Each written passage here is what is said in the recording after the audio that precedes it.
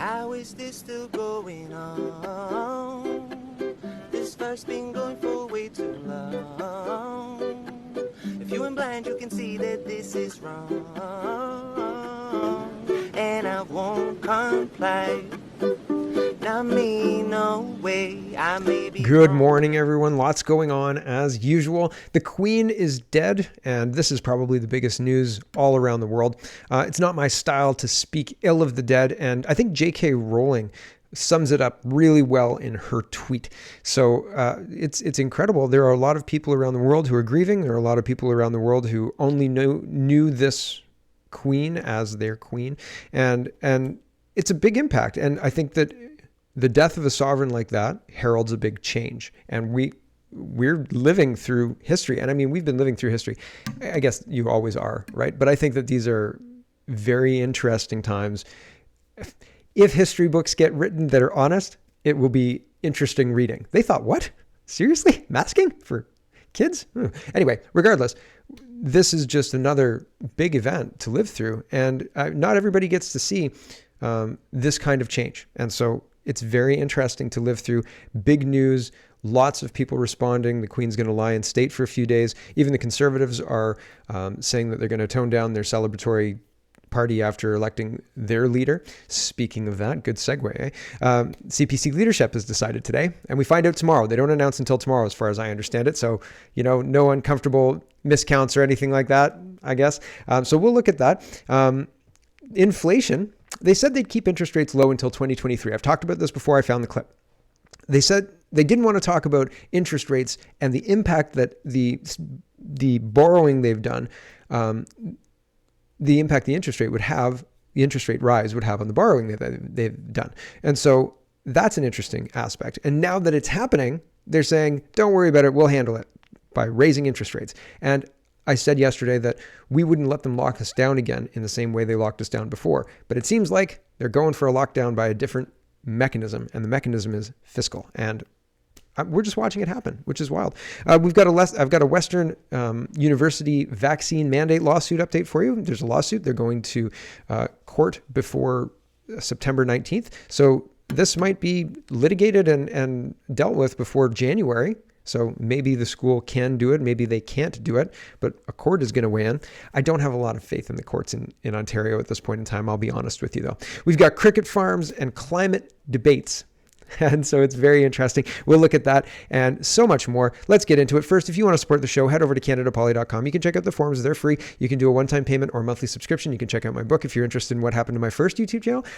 You can click on this tab here if you shop on Amazon and you want to support the show that way. You can sign up for Kitchen Table Talks here if you're interested in joining in that, and it will return soon. You can also check out the climate debate video that I was teasing at the top there on Locals if you want to support the show that way. That helps too. And you can check out all the links, etc., that I use to build the show on CanadaReport.co. All right, let's get into it. Here's the statement from King Charles.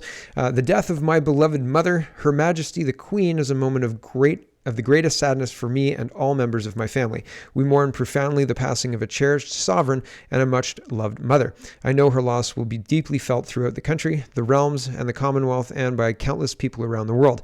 During this period of mourning and change, my family and I will be comforted and sustained by our knowledge of the respect and deep affection in which the Queen was so widely held. So Charles is acknowledging the death and acknowledging the change, and lots going on. J.K. Rowling encapsulates it. Now, there was another tweet that highlighted things about Prince Andrew and all the failings, etc. And as I said, you could really go in depth and do an entire show on the failings and the missteps of the royal family, et cetera, et cetera. And when you look at this queen, at what she's done specifically, J.K. Rowling gets it, I think. And today's not the day to do that in-depth look at all of her failings. So maybe we'll do that in the future, but not today. Okay. So here's J.K. Rowling.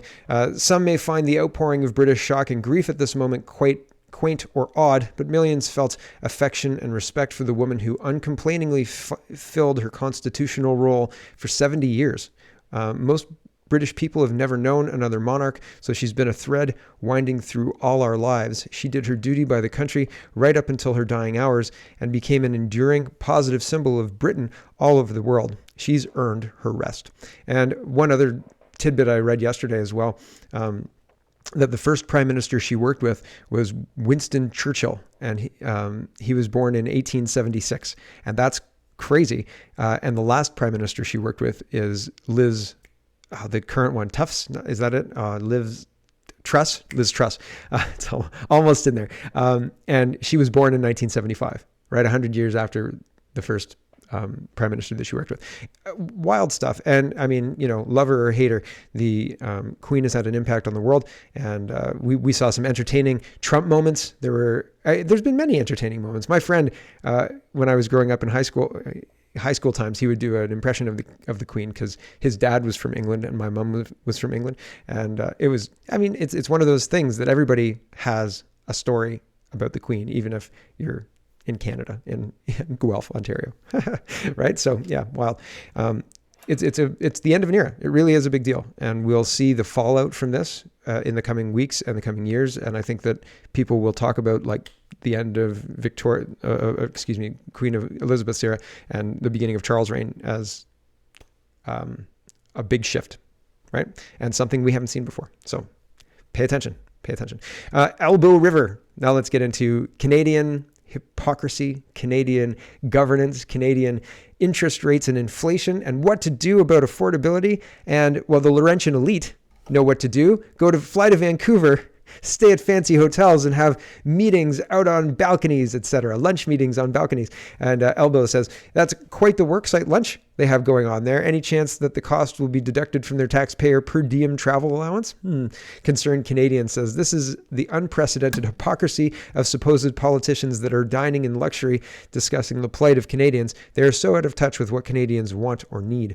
As I said, having high taxes, high gas prices with redistributed taxes to people who need it, and the people who need it are decided by the Liberals, it's not as helpful as having low gas prices and low taxes, right? If you had 70 cents a liter, that would be more helpful than the government giving money to offset those costs to people that they deem worthy.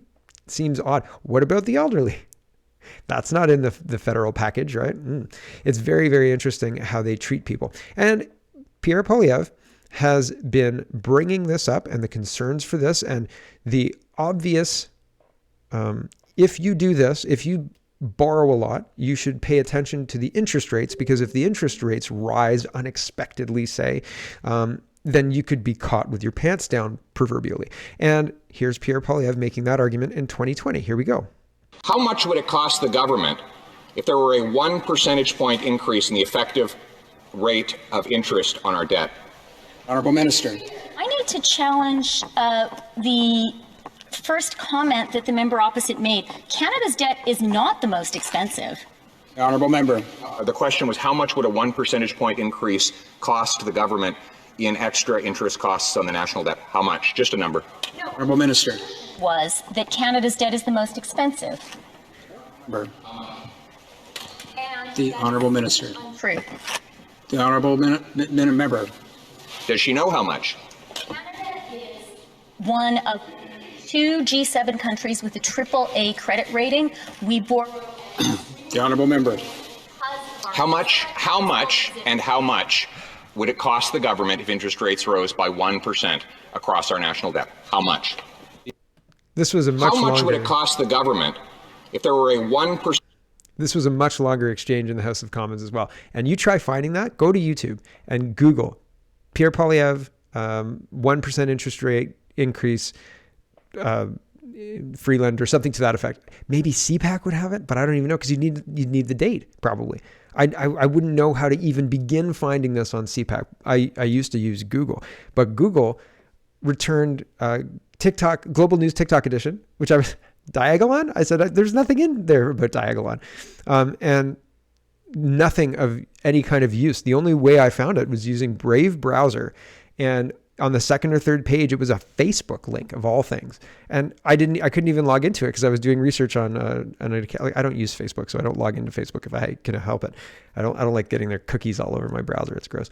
But I couldn't help it here. And so ridiculous, right? And it's ridiculous that I couldn't find the video. The internet is being made completely useless for a research machine. It is being changed into something completely propaganda machine, I suppose. Here is Polyev questioning the fiscal update from the finance minister of inflation. The question is good. The answer is the same as the garbage answers that Freeland always gives, which is to say she's not answering the question. This is December 14th, 2021. Okay, here we go. I guess with all the money printing deficits, they didn't have enough paper left to print these documents, Mr. Speaker. I want to thank the Minister of Inflation for her presentation today. It reveals that inflation is in fact 50% higher than she promised in the budget. Wow. And the deflation that she said we'd have a year ago has definitely not materialized. $500 billion of inflationary deficits mean more dollars chasing fewer goods and higher prices. The result, of course, is that housing and gas is up by a third, making it hard for people to get to work or house themselves. Food prices will rise $1,000 for the average family next year. And not to mention that taxes cost the average family more than food, clothing, and shelter combined. The more this government spends, the more Canadians pay. And to add insult to injury, we learned today that the government is collecting a windfall of tax revenue as they get higher taxes on higher prices. It's called the inflation tax, or as liberals would say, just inflation. So my question is a very specific one. How much in extra tax revenue will the government collect as a result of higher than expected inflation on the backs of Canadian consumers? The Honourable Deputy.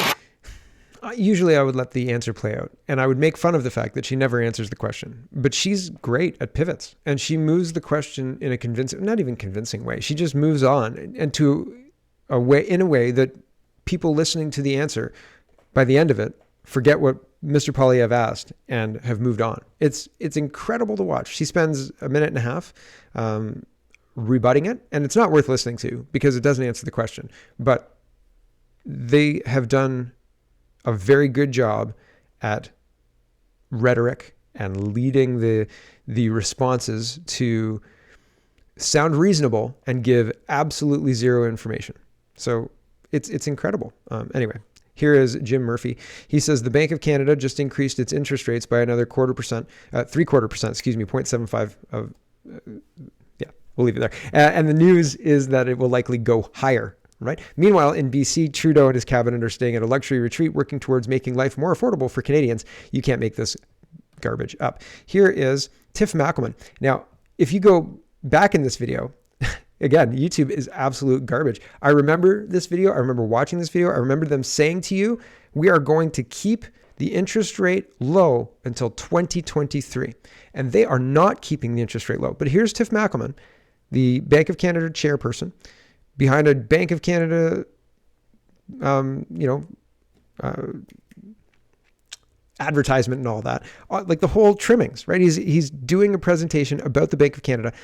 And he says 2023, but they lied a lot. We're telling Canadians, and our forward guidance has been very clear that we're going to hold our policy interest rate at the effective lower bound until slack is absorbed so that we can sustainably achieve our 2% inflation target.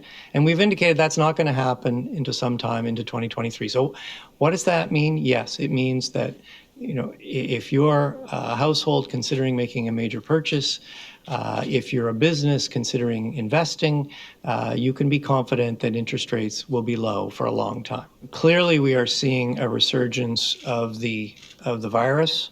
It's happening in Canada. It's happening elsewhere. As we've indicated in the report, after a very strong third quarter, we always expected fourth quarter growth would be a lot slower than the third quarter. With the rising number of COVID infections, we've taken something off that. So our fourth quarter GDP growth is now barely positive, 0.2 quarterly or 1% annualized. Hopefully, as we come through this second wave, things will pick up again. But what we tried to outline is that we expect there will be successive waves of this pandemic. Hopefully, each wave will be a little smaller. We'll get better at managing them, and that's what's built into our base case. We also assume in our base case that we don't get vaccines aren't widely available until middle of 2022. It could happen. That could happen faster. That would be wonderful. There are certainly scenarios where a vaccine is available early next year, and it proves effective, and we can deploy it at scale so that by the end of the year, we don't need to physically distance anymore. On the other hand, there are scenarios where the early vaccines aren't as effective as hoped. There are scenarios where the second or third wave is worse than expected. And so we'll leave it there. There's not much. We'll maybe finish it here. The assumptions that we've made underlying our outlook try to balance these various possibilities. So getting back to normal is not something that they're seeming interested in. Tiff Mackelman spent more of his press conference assuring everybody that he was going to keep interest rates low until 2023, sounding like. And then if these vaccines get deployed quick, he spent more of the press conference talking about vaccines and the illness and all of that other stuff. Now, it was October 2020, but even so, the finance guy is supposed to be finance, not medical, right? Here's the Globe and Mail. Fast forward to 2022 with interest rates. The Bank of Canada says it intends to keep pushing interest rates higher, and that a period of lower economic growth will be necessary to bring inflation under control. Okay, crazy. Seems like that's not a good idea. I thought our whole system was based on growth. Here is the Bank of Canada senior deputy says rates to keep rising, period of lower growth needed to tame inflation. Like a tiger, right? She was speaking a day after the central bank increased its benchmark interest rate by 0.75 of a percentage point. It's fifth hike since March. This brought the overnight rate to 3.25%, a restrictive level that will see borrowing costs weighing on economic growth. You just heard Tiff Mackelman say businesses can be assured that we're going to keep things low in the lower part until 2023. So is this the lower part? We'll continue. Ms. Rogers gave no hints about how high the bank expects to push interest rates. She said its governing council will respond to incoming economic data, paying particularly close attention to consumer spending, labor market tightness, supply chain disruptions, and inflation expectations. I scroll down just a little bit. Financial markets and most private sector forecasts expect an endpoint for the central bank's rate hike cycle of between 3.5% and 4%. So we could go up another 7.75%, right? So that's wild. I don't think 0.75 and percent go together, now that I've said it. Okay, anyways. The speech made clear that the lags in monetary policy mean the central bankers are flying blind when it comes to how high rates need to rise, right? Wrote Royce Mendes, heads of macro strategy at Desjardins, in a note to clients. That said, if monetary policy makers have to make a choice between a recession and controlling inflation in the near term, their actions will be guided by the controlling inflation. So interesting stuff, right? And how does this apply to you? How does it hit you? If it goes up another interest point, if it goes up to 4, let's just say, then it could be hitting a trigger rate. And the trigger rates mean basically, well, there's two different kind of variable rate mortgages, and that's what this is about. And this is a little bit beyond the scope, but I'm trying to bring it home to you. Most people don't own retail or anything like that. They don't borrow money to stock their stores, or they don't borrow money to do business. Most people don't. Most people do borrow money to buy their house. And so they understand mortgages, right? It's the same thing. Basically, $100,000 costs a certain amount of money per month to carry that loan, right? 100,000 used to be like $600. And I think that's what it was at anyway. And so the variable rate mortgage has kind of a float, right? And so if the interest rate goes up, the amount of your payment going towards principal and interest changes. And if your payment doesn't cover, if the rate goes up and your payment no longer covers the interest and the principal, then your payment goes up. And that's not tolerable for a lot of Canadians. They might be right at the top, right? So if you're in danger of this, if you have a variable rate mortgage and you don't know what your trigger point is, you don't know what the interest rate is, where that flips over and your payment no longer covers the interest and the principal that you're supposed to be paying. You could get a call that you weren't expecting saying, or you could see that your payments start rising up. There is a kind of mortgage that you can get that's a variable rate, but the rise in interest rates, your payment doesn't change, but the rise in interest rates adds the difference to the mortgage. So each month, let's say your payment covers 95%. So then 5% of your monthly payment will be added to your mortgage, but your payment stays the same. And then when you renegotiate your mortgage, the difference is just rolled in. So there's a bit of protection there. So if you need that, check that out, look into that. I didn't know about that. Well, I did know about that, but only because somebody told me that I should look into that because the rates were getting high. And I thought, oh, that's interesting. And I don't know if you have somebody who might tell you that. So there you go. Check it out. It's interesting. And it might offer some protection where that's a tolerable. Keeping the payment the same is more important to you than adding a bit of money to the end of your mortgage. Something to consider. There you go. Moving into the CPC leadership race. Now, I don't think that my position has changed. I think that there are a lot of people who like Pierre Poilievre. I think John Charest is going to snake him out of it because we've seen the last two CPC races have the popular candidate be snaked out. Peter MacKay, by the way, is the guy who I was trying to remember his last name. Greg and I did a wonderful Speaking Moistly talking about what's going to happen in this race. And I think I make a good case. Greg makes some great points. You should check it out. It was an interesting talk.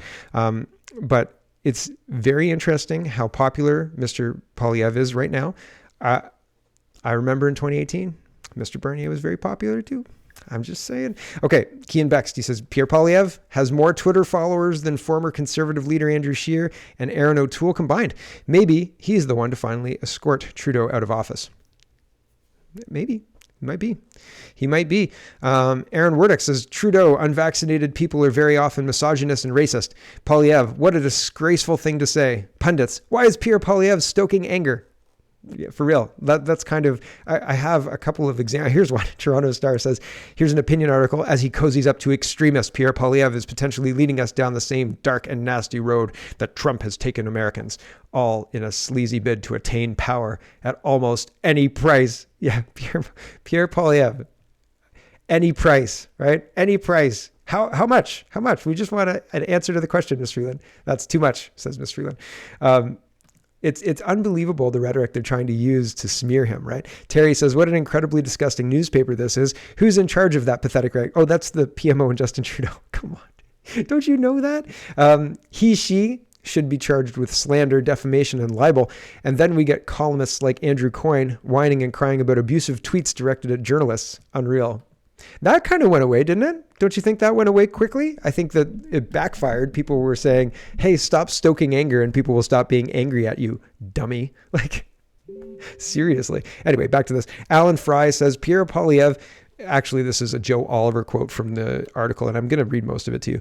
Pierre Poilievre clearly understands the widespread and growing anger about the disdain, condescension, and snobbery a progressive elite have for working and lower middle class Canadians. Yeah, this is a really good article. The end of this article will have you believing Pierre Poilievre is going to win, no problem. I promise. But I'm going to reverse that on you. Sorry. As the Conservative leadership campaign approaches what now seems certain to be Pierre Poilievre's coronation, progressives are unnerved by the huge crowds of all ages he is attracting across the country, which points to an expanding Conservative base. Predictably, the Laurentian elite and their media loyalists have dissolved into full-blown derangement syndrome while providing cover for Liberal missteps. Intriguingly, they're less protective of an increasingly unpopular Prime Minister.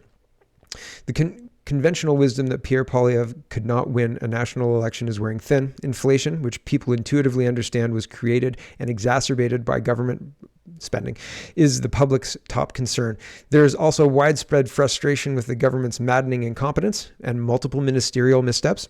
Omar Alghabra for the airport debacle, Marco Mendicino for misleading Parliament about the Emergencies Act. He is a lying liar. I dislike Marco Mendicino just because he brazenly, this is me, not Joe Oliver, he brazenly lied in the House of Commons and refuses to take responsibility for those actions. He can't be trusted. You're supposed to be in the House of Commons because you can be trusted. Marco Mendocino lied, can't be trusted, and so he should step down. That's just one thorn in my side about these Liberals. Anyway, Marco Mendocino for misleading Parliament, blah, blah, blah, blah, blah. Karina Gould for mind-boggling passport delays. Melanie Joly for an official inexplicably attending a Russian diplomatic party. Melanie Joly has multiple other reasons that she should not be the Minister of Foreign Affairs. That's just one in like 10 or 15. Ahmed Hassan, she didn't know the Saskatchewan stabbings were not shootings. Ahmed Hassan and Pablo Rodriguez for the Maroof scandal. Chrystia Freeland for favoring out-of-control spending over growth. Multiple things, right? These are all big scandals. Each one is a big scandal, and none of them have been dealt with at all by anybody. The Prime Minister's charisma has faded with his team's eroding credibility. Moreover, even die-hard Liberals are disillusioned by his own divisive tactics. Hypocritical virtue signaling, inability to deliver on priorities, tarnished brand abroad, and perhaps most important for them, 50% disapproval rating. The government is notoriously selective about treating people differently depending on their race, ethnic group, gender identity, sexual preference, age, or country of origin. The most obvious case in point is that despite Laith Maroof's appallingly bigoted and anti-Semitic comments, he was paid $500,000 public dollars to provide anti-racism advice. The absence of even elementary due diligence is inexcusable. Worse, it took over a month for the responsible ministers to act, even longer for the Prime Minister to comment, no doubt in part because he did not want to own up to his ministry's incompetence, but perhaps also because Maroof's hypocritically presented himself as a supposed ally in its core mission. Had a racial minority or Aboriginal person been called a bag of feces or threatened with a bullet to the head, the Prime Minister would quite rightly have expressed outrage, likely in minutes. He was appropriately quick off the mark when Chrystia Freeland was subjected to unacceptable verbal harassment. Which makes the delayed reaction from the government and many in the media in the Maroof case even more disconcerting. The Jewish community is understandably disheartened by the blatant double standard. As a matter of basic decency, not to mention fundamental philosophical principle, governments should treat people equally and not discriminate based on twisted notions about identity or victimhood politics. Pierre Poilievre clearly understands the widespread and growing anger about the disdain, condescension, and snobbery a progressive elite have for the working and lower middle class Canadians. He emphasizes with resentment about nanny state intrusions, the politicization of science, and the often bizarre ideas of left-wing ideologues, woke capitalists, and expert academics. He agrees with people who rail against government that allows faceless bureaucrats to infringe on their agency, curtail their freedoms, and damage their standard of living with heavy taxes and burdensome regulations. Critics are torn between claiming Pierre Poilievre has no policies and denouncing these non-policies as extreme. He is decried as a populist because he seeks public support, as if the Liberals' default position on just about everything is not to swing with public opinion. The Trump North label has failed to stick because he's been consistently pro-choice, supports gay marriage, and favors immigration. I don't know any of those things are things that Trump disagrees with. Honestly, I don't think any of those things are different than Mr. Trump's positions, which is interesting that Joe Oliver doesn't know that. It shows a lack of paying attention to the man, I guess, instead of the rhetoric about the man, which is interesting. Liberals loathe Pierre Poilievre because they fear he will dismantle excessive government interventions in society and the economy, reverse tax and spend policies, encourage natural resource development, defend free speech and genuine diversity of opinion, decry wokeism, defund the CBC, and undercut elite influence. But it is Pierre Poilievre, not Justin Trudeau, who reflects mainstream Canadian thinking about fundamental issues. He believes profoundly in personal freedom and is proud of our history. In contrast, Trudeau is called Canada systemically racist and guilty of genocide. He proclaimed it the world's first post-national state and declared there is no core identity, no mainstream in Canada. His far-left thinking manifests itself in a profligate government that creates more problems than it solves. That's been my hypothesis for a while. Every problem they try and solve, they create more problems while not solving the thing that they set out to solve.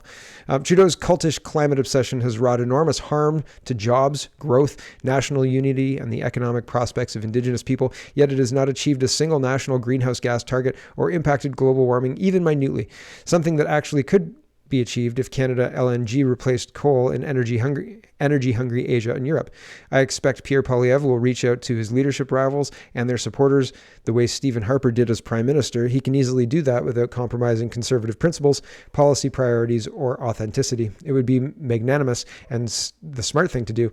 He will then speak directly to Canadians about how he will represent their values and interests and pursue his vision for a prosperous, proud, and fair country for everyone.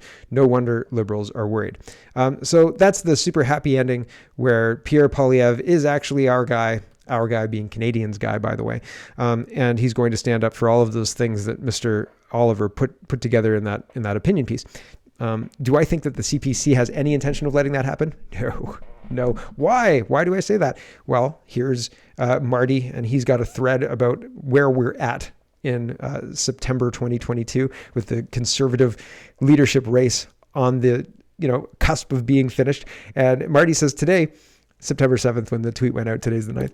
Today, we're learning that the Liberals are buying CPC memberships so they can vote for Jean Charest, one of their plants. The Chancellor of Germany came to Canada looking to buy natural gas because his citizens risk freezing in the cold this winter, and he was told that $35 billion wasn't a business case, and he sold him a few dollars worth of hydrogen instead. Oh, it's a nightmare, right? It's an absolute nightmare. So I came down this morning and I said, all right, everybody ready to win, ready to have Jean Charest crowned as the leader? And my wife looked at me and she said, who?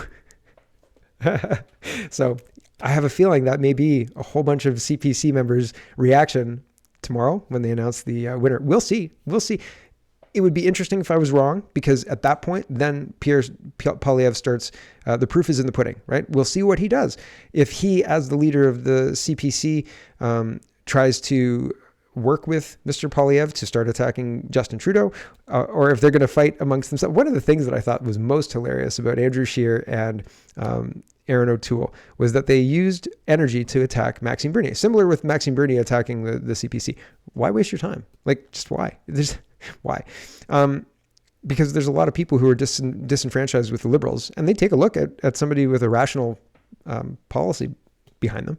Anyway, regardless, it will be very telling to see which direction Mr. Poilievre takes the party. If he's going to take it to Justin Trudeau, take the fight to Justin Trudeau and try and mend fences at the very least with PPC and try and work together with them or work in tandem. I don't know. Who knows? I don't have high hopes of this. I'm just saying, if I was taking leadership of the CPC, I would never take leadership of the CPC. But if some crazy world happened and I was suddenly in charge of the CPC, I'd probably look to the PPC as an asset. I'd probably look to them and say, we don't need to fight. There's no reason to fight, right? We don't need to we can work together and highlight the, fiscal failings, the moral failings, the hypocrisy, the fiscal failings. Did I say that already? All of that. We could work together to highlight all of that rather than wasting energy fighting against each other. And it doesn't even need to be official. Just could be listen, handshake deal. I won't attack you. And if somebody is attacking you from my party, let me know and we'll deal with it. And you don't attack me, and we'll all maybe benefit, and Justin Trudeau will go. Who knows? Right? But that's me. And the CPC doesn't want reasonable things like that happening. Jeepers creepers. Pierre Poilievre might, but the CPC doesn't. Democracy Fund says moving into vaccines and all of that other stuff. So to put a cap on Pierre Poilievre, if he wins, I think most conservative people will be happy. They will think that the democracy is safe, that the leadership race was done above board, and that everything is fine, and that Pierre will win and fix things in Canada. I guess I think that's what most people will take from this leadership race if Mr. Poilievre wins. If Charest wins, there will be reckoning, and it will be very, very unsettled for a period of time. We're going to find out soon. I won't know tomorrow's show. It'll be Sunday before I'm able to tell you, I think. I don't think they're announcing tonight, and I think they're announcing tomorrow after I would do my show. So we'll know on Sunday, I guess.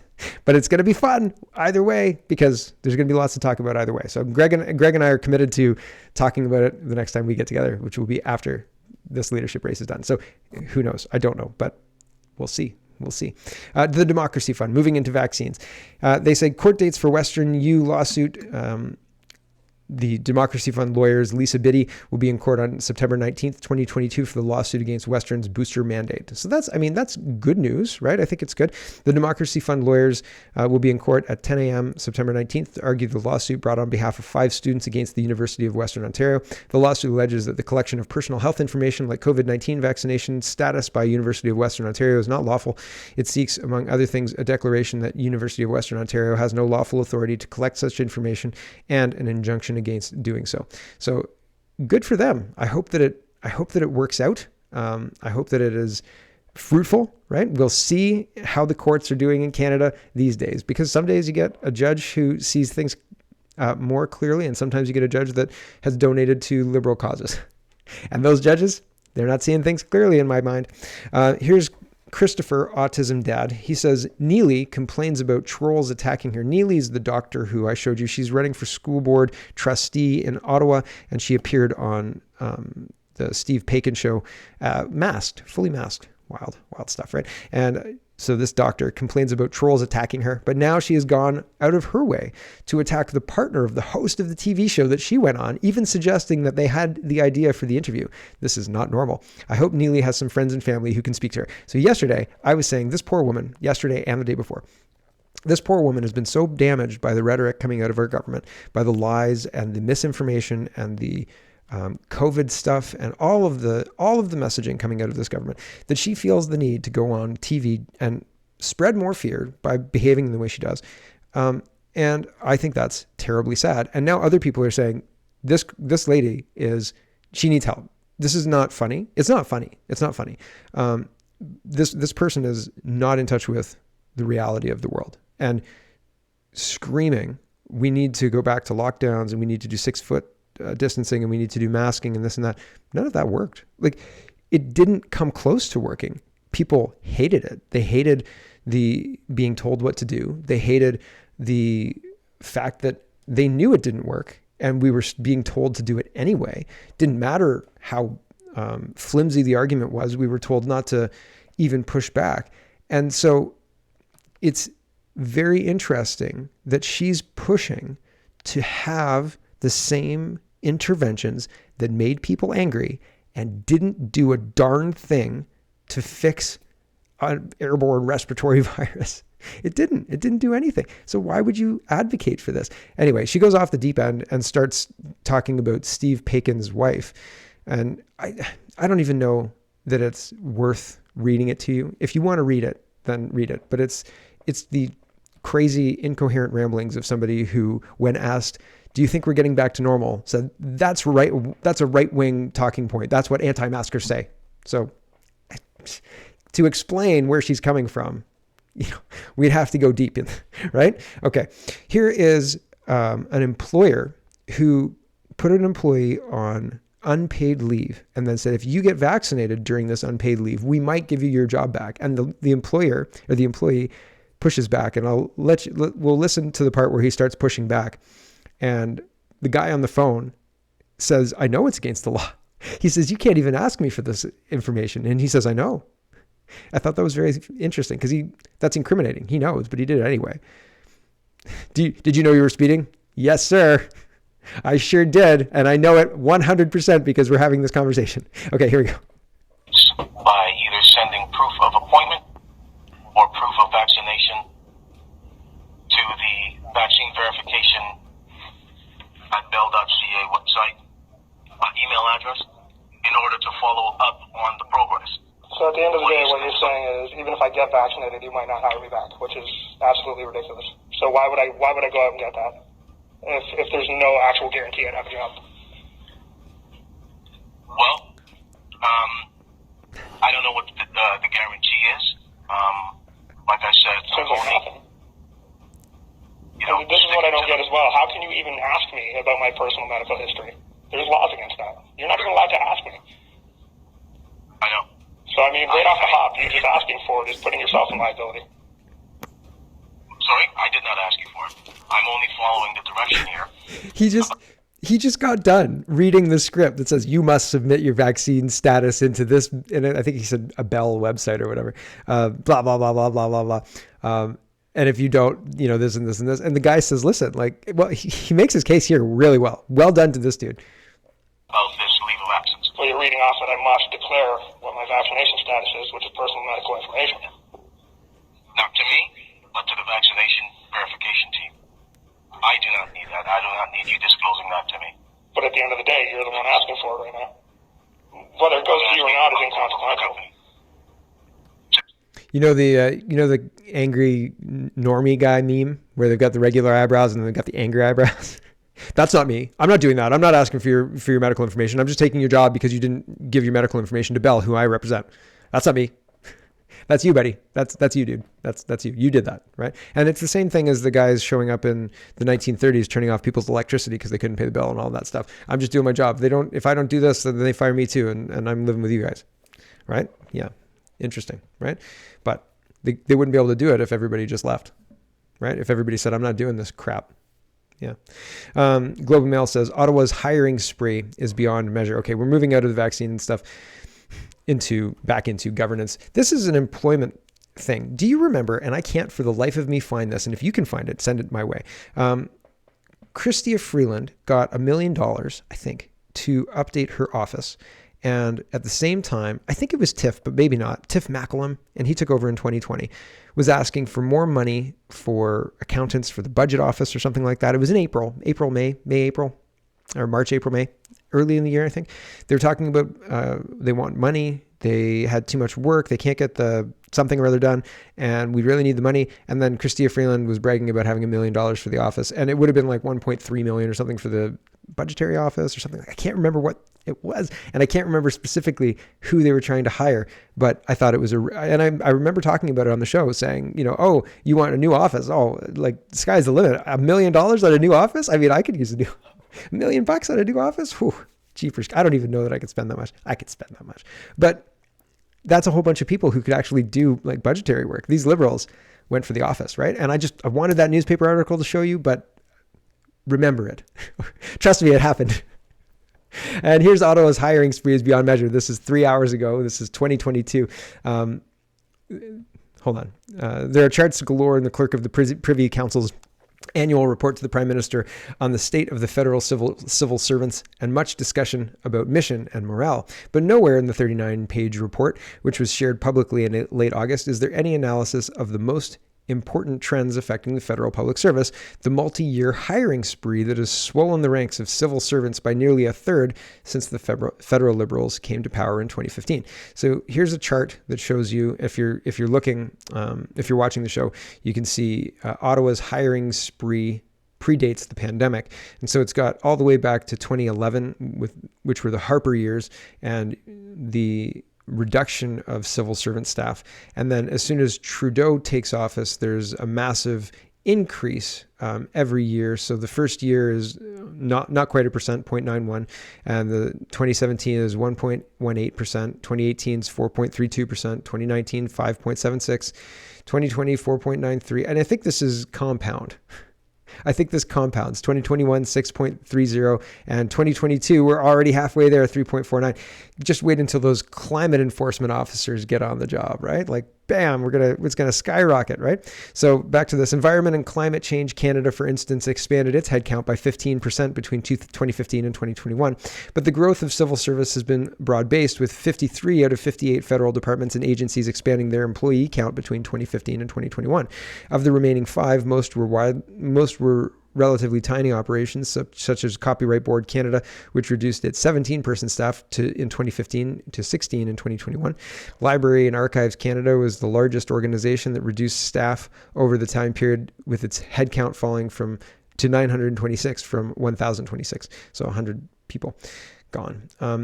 And to me, it seems like hiring all those people is expensive to taxpayers, because when the government hires people, we pay for that. But if, say, a business, say Zellers, hires somebody, we don't pay for that. Zellers pays for that. You pay for that if you shop at Zellers, but if you don't shop at Zellers, you don't pay for that. Zellers, I don't know why Zellers, but right. If Chrystia Freeland unbelievably, shockingly hires an accountant, or somebody, a bean counter for some financial agency that she's in charge of, we pay for that, right? So, but I mean, She doesn't want to do that. She just wants to spend all that money on office renos, right? Here is September 9th, 2022. Hundreds of federal public servants, you can't make this up, marched through the downtown streets Thursday to demand a larger wage increase from the federal government. These are federal workers who've been working from home for a really long time, right? And now they're striking for more money because of inflation. I'm not joking. Hundreds of federal public servants, marched through the downtown streets Thursday to demand a larger wage increase from the federal government. They offered almost 2%, and they were like, no. Inflation's 8%. Yeah. Members representing the Public Service Alliance of Canada, PSAC, joined other civil servants unions to represent more than 160,000 workers, I'm sure CTV, who have reached an impasse in negotiations with their employer. Talks have broken down between PSAC and the Treasury Board Secretariat. Chris Allyward, the national president of PSAC, says wages need to be fair and keep up with rising inflation. Right now, our main issue, quite honestly, is wages, he said, with the offer that they have on the table of 1.75% per year. When inflation is running at 8%, that's nothing but an insult. Yeah, you're telling me, right? PSAC is demanding a 4.5% wage increase per year to protect workers from the rising cost of living, Ollyward says. That's a whole bunch of garbage. And all of these positions, I'm sure some of them are important. Government services are important to a degree, right? You like to get passports. When you can get passports, you like to get all sorts of, I don't know what other government services you get, but you like those. Healthcare, these are mostly provincial, right? Passports are federal, but you like to get these things, but you have to have a cost benefit analysis. If the system that runs these things is out of whack or doesn't make sense or is too expensive and it doesn't make sense to do that, then you have to change that system, right? You can't just say, oh, well, that's how we've always done it. And who cares that it's completely inefficient and really expensive? People care, especially the people who fund it. But it seems like the Canadian taxpayer doesn't really think about the fact that they fund this stuff. They really don't. They think healthcare is free. Healthcare is not free. Here is Steve.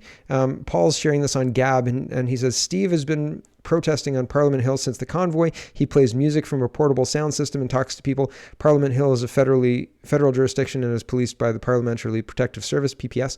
The PPS has no problem with Steve, and they allow him to do what he does. Steve says he was approached by 2 Ottawa police bicycle cops, one of whom told him they're going to beat the crap out of him.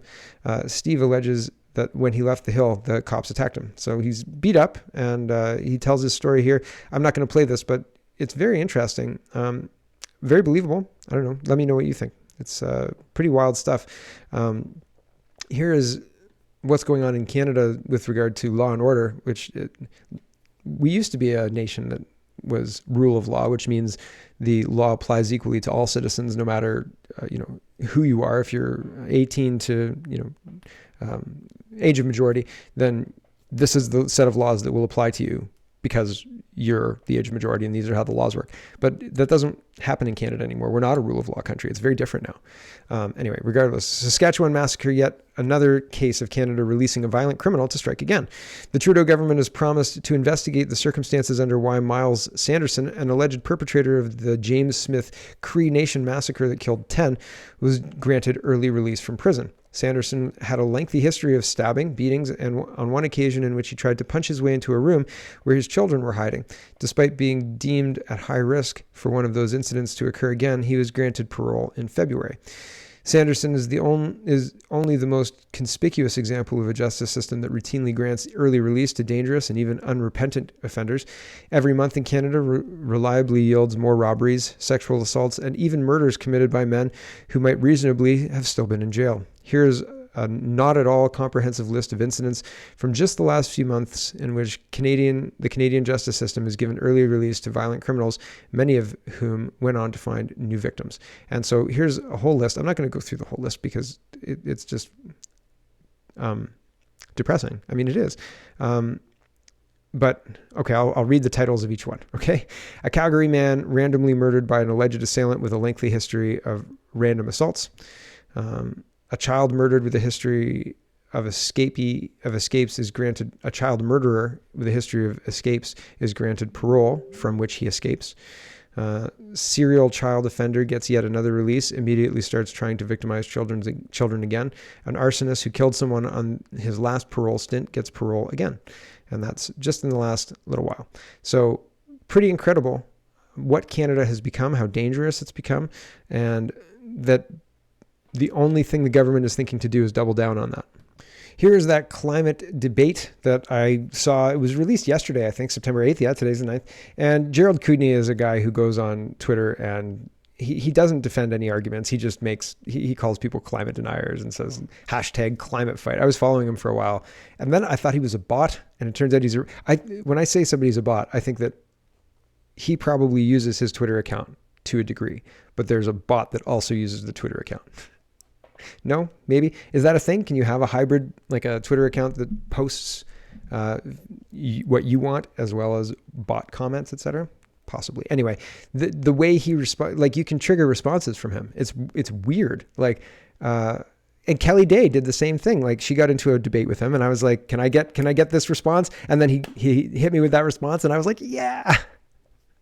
But anyway, I think that there's elements of a bot to his social media presence. Regardless of all of that, this debate is very similar to a Twitter debate where if you get into something, Tom gets into asking about the period of warming in the 1930s. Minnesota, he says specifically, was a lot hotter in the 1930s than it is now by a lot. And he says there was obviously less CO2 in the atmosphere. How do you explain that? And Kootenay doesn't explain it, doesn't even engage with it. He pivots to a different question, which is what they all do because they know that their position is not defensible because it's not backed by anything. He uses a lot of appeals to authority. There's a lot of ridiculousn's in this debate, but it's worthwhile watching because watching somebody who, and there's a couple of times, one of the times he says, I'm not a climate scientist. I'm a climate believer. And Tom says, yeah, well, me too. We obviously live in a climate. Climate believer. Anyway, ridiculous.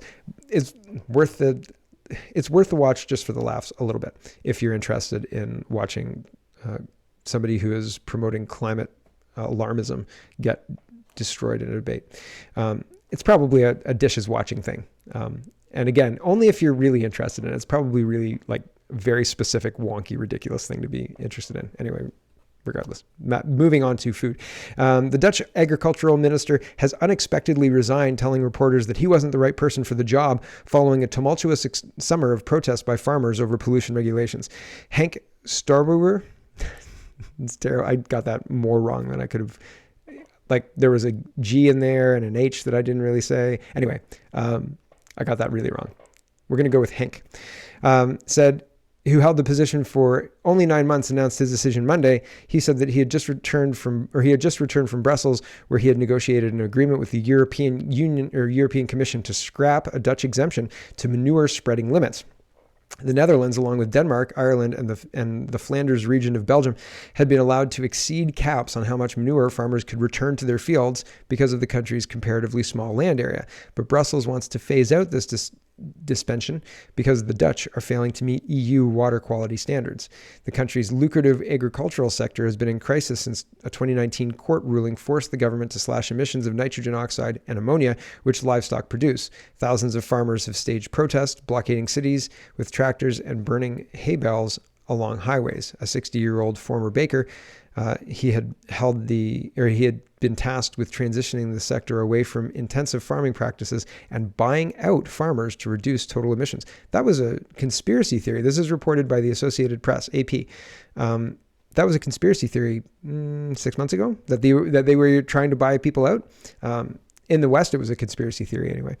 Back to this. The government allocated an extra 24.3 billion euros, 24.2 billion US dollars, to tackle the problem. Last week, he told the cabinet that he would be unable to meet a mid-September deadline to present a plan for the transition. Yeah, that's not going to happen. Did you see the farmer protests?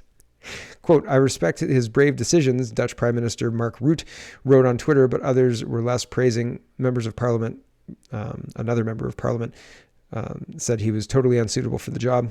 Bert Kempf of farmers organization Agriculture told Dutch public broadcaster NOS that he was a friendly man, but not a decisive person. The previous Minister of Agriculture got the job back. So crazy, right? Here is that cricket farm I was telling you about.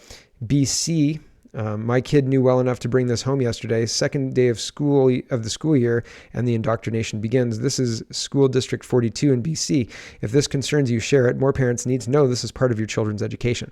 So it says the farm of the future, and this is probably a grade 3 reader. It says the Canadian Reader, and it says a new farm just opened for business. It's not the sort of farm you might imagine. The farm raises crickets. It uses artificial intelligence to look after them.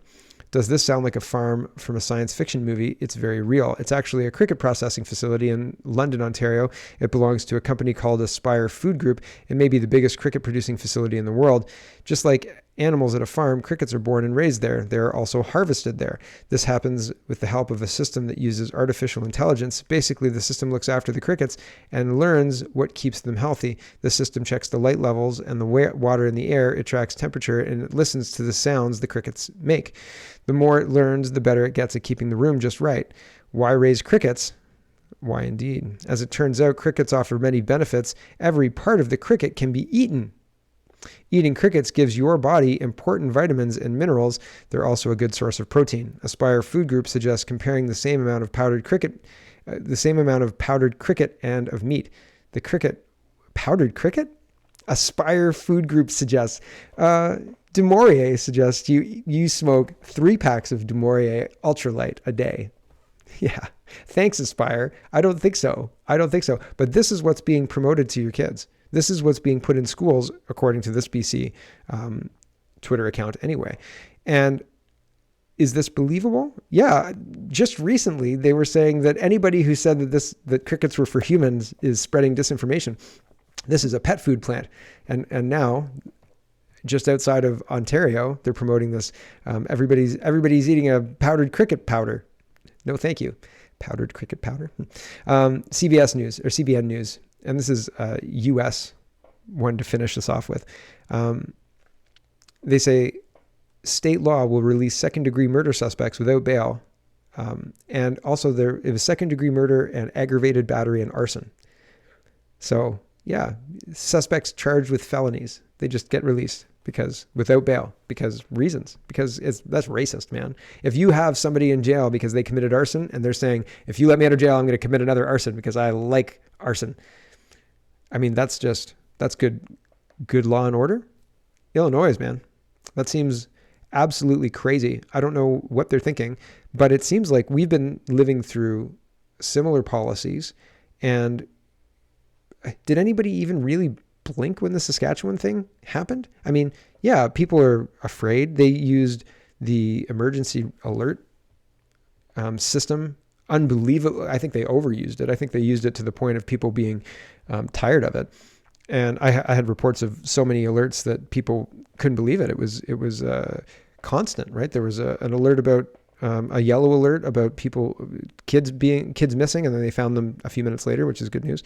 But all sorts of emergency alerts. There was the Cree Nation. There was the guy with the sharp edge in Edmonton, different provinces, but it's one of those things that is just, the violence in Canada is something I've never experienced before. And I don't think that's because I wasn't paying attention. I've been an adult for a while, right? And I've never seen anything like this. And I thought that if something like this did happen, people would respond to it and say, this is not acceptable. This is not an acceptable level of violence. We can't do this to criminals. We can't allow criminals to be just let out. But the thing is, I don't think people understand what's happening. And if people try and explain what's happening, these are the laws that we're using, et cetera. Now, I don't know that we're putting people second-degree murder, aggravated battery, and arson on the street yet. But there's certainly some concerning illegal gun crime happening, and then those people are being released same day for reasons that I can't explain. It doesn't make any sense to me. And so it may not be on this crazy level yet, but there's a Western society, a state that's thinking this is a good idea.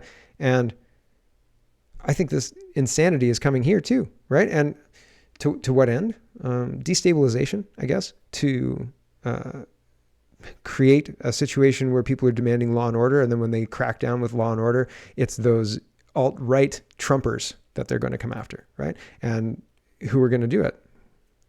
The criminals?